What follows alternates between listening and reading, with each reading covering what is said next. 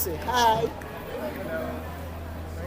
Scott, anong masasabi mo na nakabalik kayo sa finals? Una-una, syempre, thank you Lord sa panalo and of course, talagang very tough series.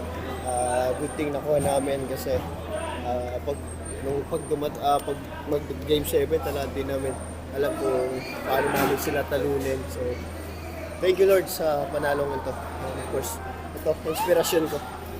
Yung mga babies ko. Say hi! Masasarap ba ngayon kasi mukhang mas healthy ka eh.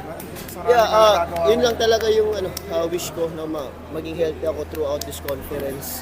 Kasi yun nga, as long as I'm healthy, nagagawa ko lahat ng mga preparation before game, not just performance sa game. It's all about preparation eh. So, pag healthy ako, yun nga, nakakapag-prepare ako maayos before coming sa mga games. And of course, it's a total team effort.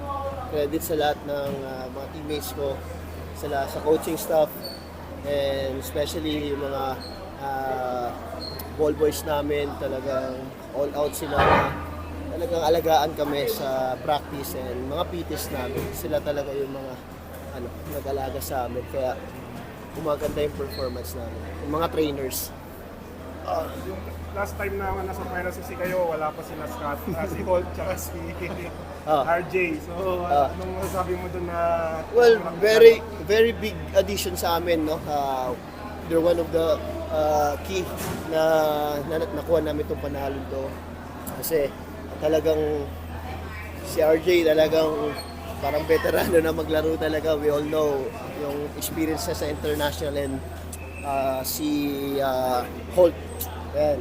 He's a winner talagang. He'll do everything, no? Kahit ano man yan, ano yung pinapagawa sa kanya, never nagreklamo yun, no? Talagang winning mentality siya pa.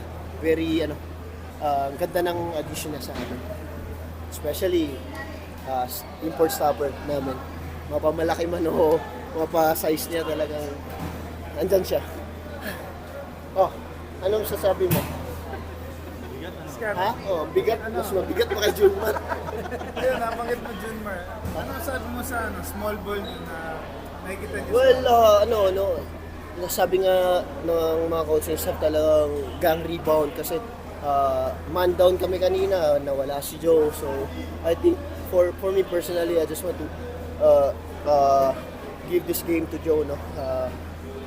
Nabigyan akong extra motivation para maglaro na mas sipagan ko pa, kasi yung sacrifice ni Joe sa amin, kung hindi ka dahil kay Joe, wala kami backup kay Japet para magdumipesa kay Junmar. So, like I said, total team effort talaga, coming from the players down to the staff,